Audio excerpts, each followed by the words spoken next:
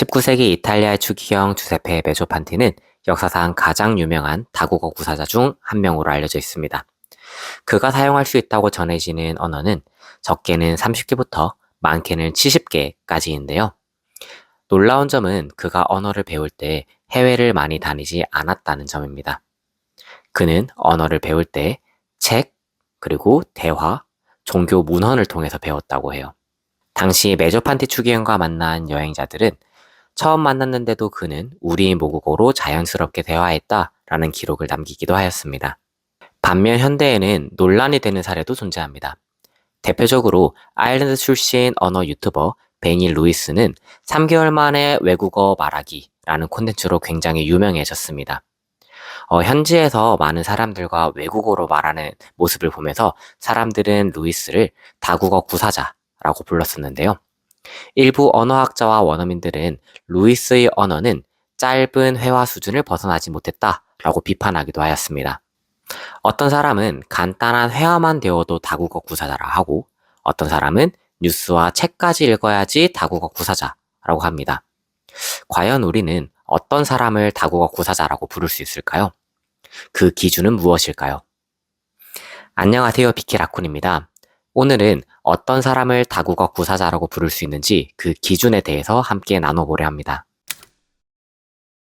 유럽연합의 한 조사에 따르면 유럽인의 약 29%는 3개 이상의 언어를 구사하는 다국어 구사자라고 합니다. 반면에 한국은 6%에 불과한데요. 비교적 낮은 수치임에도 불구하고 많은 사람들이 의아함을 표시하는 것 같아요. 정말 한국인의 100명 중에서 6명이나 3개 국어 이상을 한다고? 다국어 구사자라고? 라고요. 어쩌면 많은 사람들은 다국어 구사자라고 하면 동시 통역사 정도 수준이 유창함을 떠올리기 때문일지도 모릅니다. 실제 언어학에서는 어떤 사람을 다국어 구사자라고 할까요? 언어학자들 사이에서도 이 기준은 굉장히 다양합니다. 20세기 초 언어학자 레오나드 블룸필드는 다국어 사용자를 매우 엄격하게 정의했습니다. 모국어를 제외한 두 언어를 원어민처럼 통제할 수 있는 사람이라고 말합니다.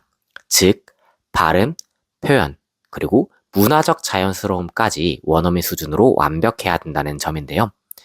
만약 이 기준을 적용한다면 실제로 다국어 구사자라고 부를 수 있는 사람은 극히 적을 것 같습니다. 이유 언어학자 존 맥너메런은 훨씬 더 완화된 기준을 제시합니다.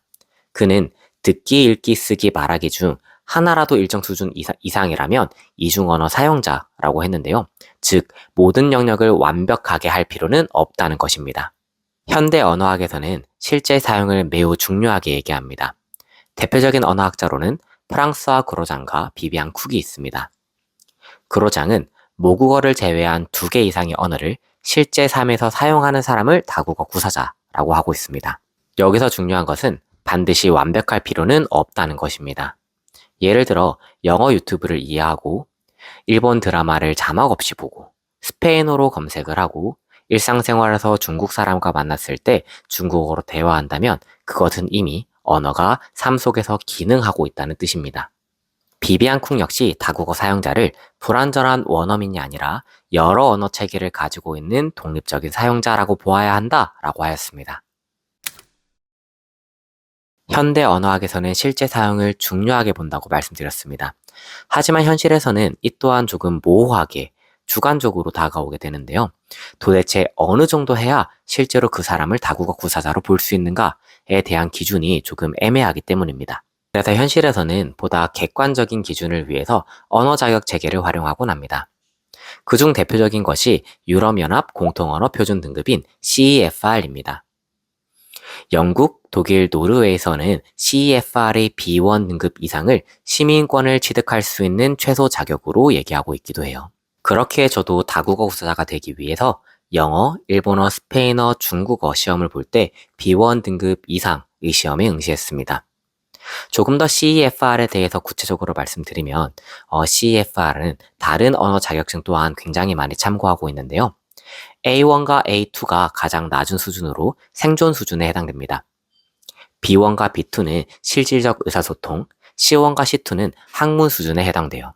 일본어 시험인 JLPT 또한 2025년 2회차부터는 시험 점수에 따라서 CEFR에 상응하는 점수를 등급을 함께 표시하고 있습니다. CFR 기반 시험들이 중요하게 보는 것은 그 사람의 문제를 몇 개 더 맞추는가를 보는 것이 아닙니다. 이 사람이 그 기준의 언어를 수행할 수 있는가를 보는데요. 그래서 CFR 기반 시험들은 상대적인 평가로 순위를 매기기보다는 통과이냐 통과가 아니냐에 따른 PF제로 운영되게 됩니다. 언어 능력은 경쟁이 아니라 실제 수행 가능성이다. 외국어 학습의 목적 또한 남을 이기기 위한 것이 아니라 더 넓은 세상과 연결되기 위한 것이 되어야 되겠습니다. 여러분들은 다국어 구사자를 어떤 사람이라고 생각하나요? 댓글란에 남겨주세요. 여러분의 구독과 좋아요는 다음 다국어 학습 영상을 만드는 데 큰 힘이 됩니다. 비키라쿤이었습니다. 감사합니다.